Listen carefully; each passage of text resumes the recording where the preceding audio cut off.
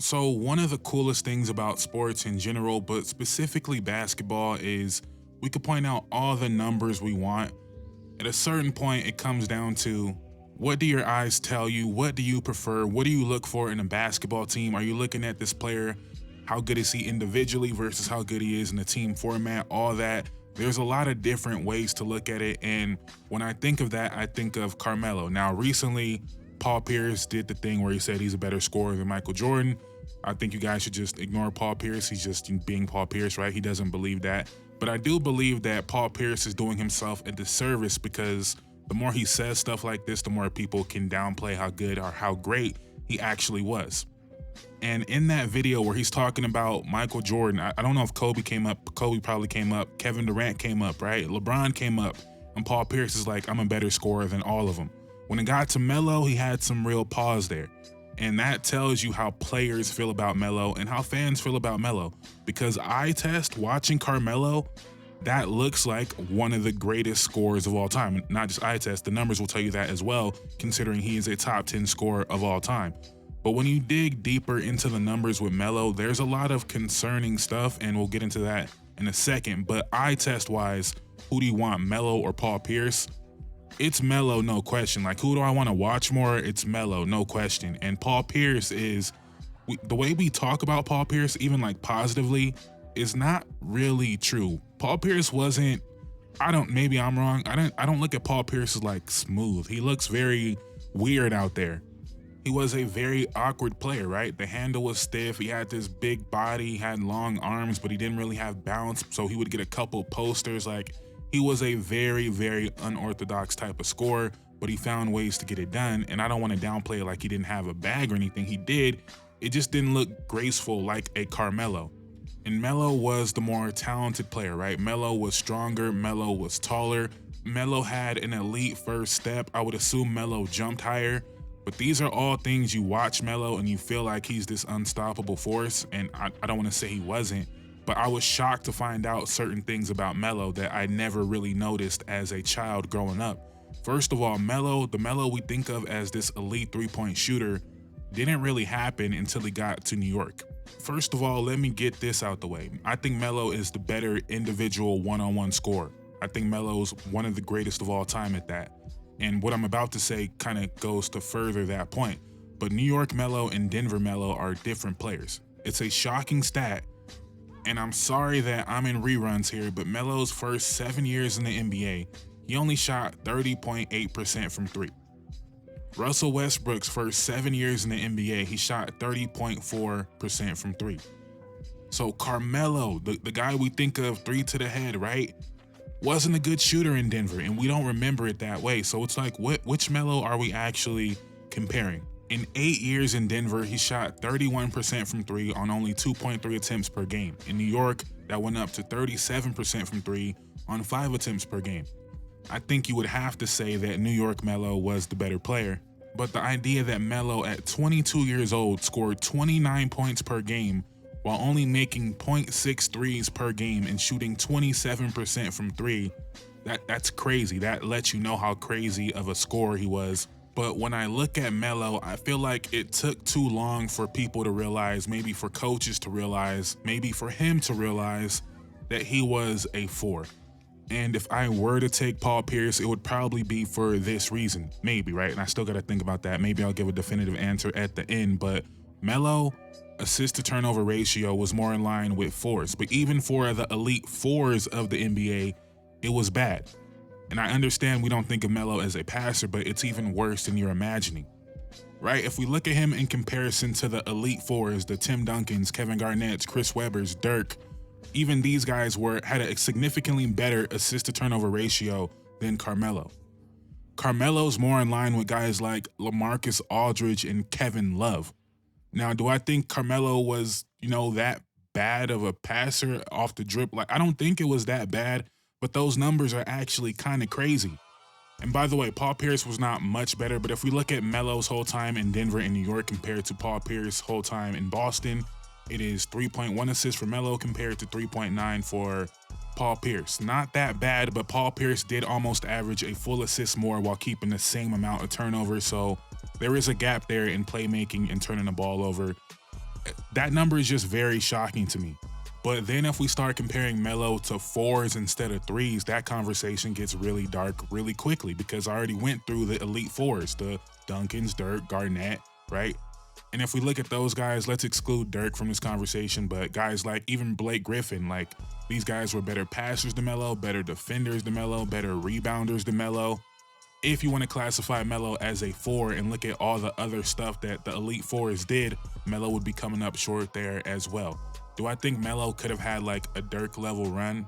I think so. I think so, if the team was built around him in that way.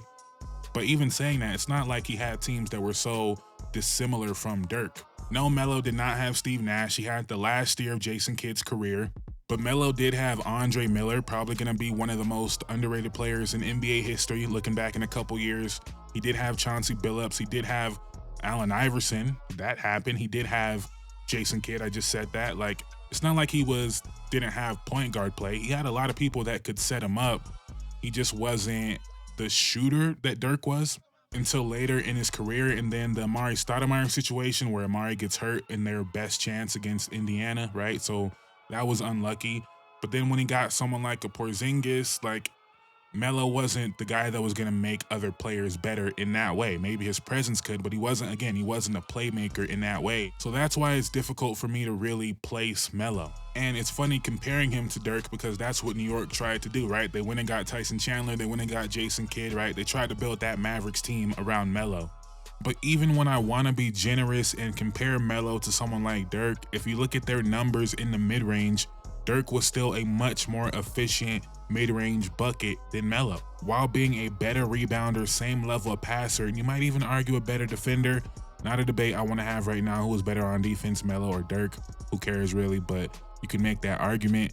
He was a better shooter. He was a better mid-range shooter. Like, even when I want to compare him to someone like Dirk, because I do feel like it's a fair comparison, Dirk still outshined him in those areas.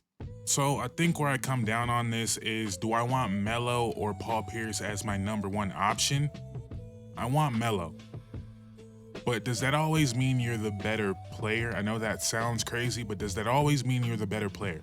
Because I think I would rather have Paul Pierce as a number two option than Melo as a number two option, but even then I don't really know. But I think I would rather have Paul Pierce because he would be a better connecting piece. He would be able to be a secondary ball handler, get other people involved, while Melo is just that go-to scorer.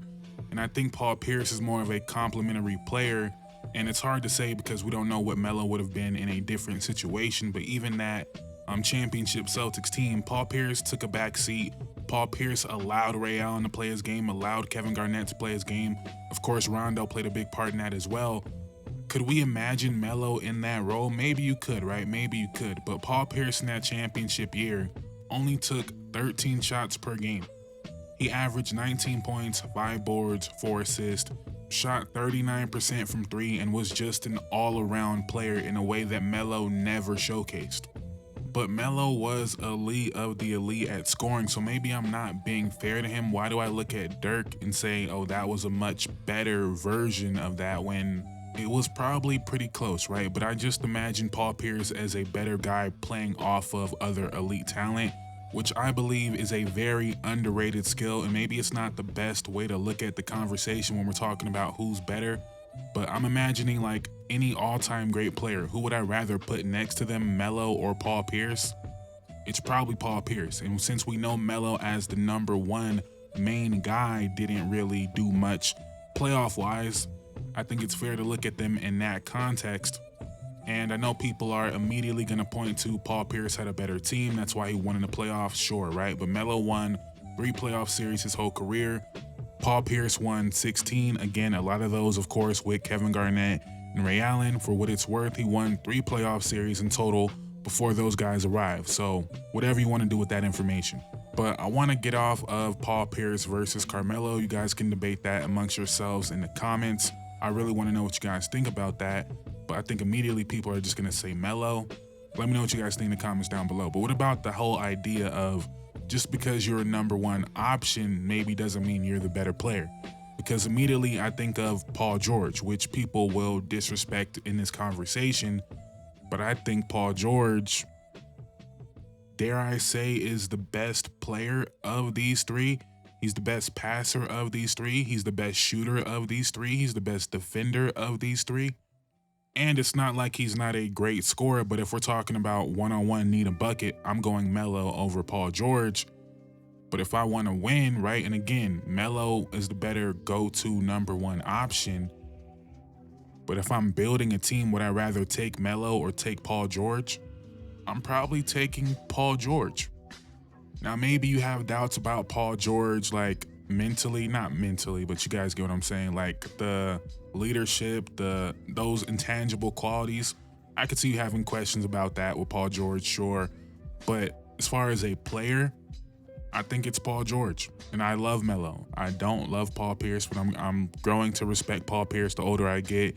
But Melo, I love Melo, but I think I'm taking Paul George. And this is not a new conversation or way of thinking. This has always been a debate, right? You got people that think Scottie Pippen is overrated, right? Because he wasn't this scorer. Scottie Pippen's career high in points per game is 22 points per game. With no Michael Jordan on the team, he only put up 22 points per game, but he did everything else on the court, averaged 3 steals, averaged almost 9 boards, right? But you probably had people at the time that were like, is Scottie Pippen better than Adrian Dantley? And that's probably a bad example because their primes don't exactly align with each other, but they played against each other, and Adrian Dantley was putting up 30 points per game. Was he better than Scottie Pippen? I'll let y'all decide on that. Of course, it's not exactly what we're talking about. Paul Pierce was no Scottie Pippen. Paul Pierce was no Paul George in terms of defense and other things on the court, right? So I'm not saying that. But just overall, that idea around who's better has always been debated. And Carmelo was elite of the elite at getting a bucket, but there were other things on the court that he did not do at an adequate level, or for sure not an elite level, that makes me lean toward other guys, right? Don't quote me on this, I'm just saying this off top of my head, but I feel like if we were to look at the top 50 scorers of all time in NBA history, they would all do something else on the court more impactful than Melo did, right? They would all be elite rebounders or shot blockers or passers or defenders, right? You look at a Kobe, was an elite perimeter defender early in his career. You look at Kevin Durant, became an elite shot blocker.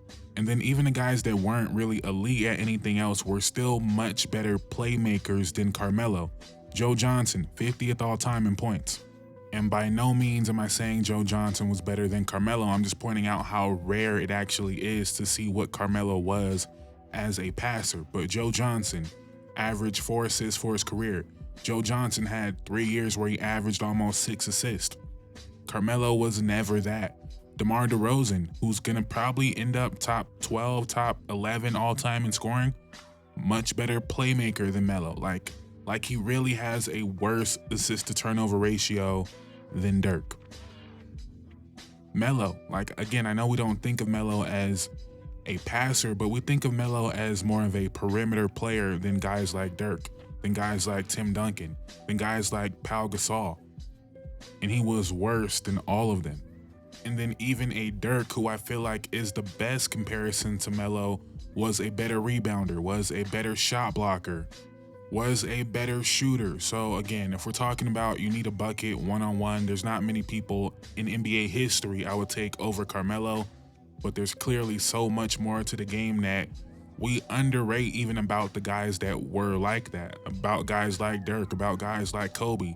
Even though they were Kevin Durant, like these are elite ISO scorers, but they also do other stuff on the court that Melo really just didn't do. And again, when I think about Dirk as the comparison, it makes me want to cut Melo some slack a little bit and say, could I envision a world where Melo went on that type of run? I could see a world where it's Melo post-ups and we're playing defense and we're shooting around him and he's not going to be that much of a playmaker. I definitely could have seen that happening. But I also feel like Dirk is just, he was different. He was different. I made a video recently and it was about the whole T-Mac and Kobe situation that was going on. And like, I don't think people understand how much winning Dirk did. Dirk won 60 games, anyways, go watch that video if you want to watch that. But Carmelo, as great as he is at scoring the ball, I'm probably taking a lot of people over him that did other things on the court better than he did. And I understand if you disagree with that. If you say, give me the bucket, I'm going to build around the bucket, that's fine. That's fine. Like I said, the Dirk championship run, it could be that. I could have seen that happening around Melo for sure, but Dirk is different. Anyways, let me know what you guys think in the comments down below. Am I being harsh on Melo? Am I being fair? Who would you take, Melo or Paul Pierce? And whoever you would take there, would you take Paul George over whoever that is, right? I think I'm taking Paul George. That might be crazy. Let me know what you guys think in the comments down below. Please like, comment, subscribe. On the road to 10,000 subscribers, I would greatly appreciate it. Thank you guys so much for watching. I'm out. Peace.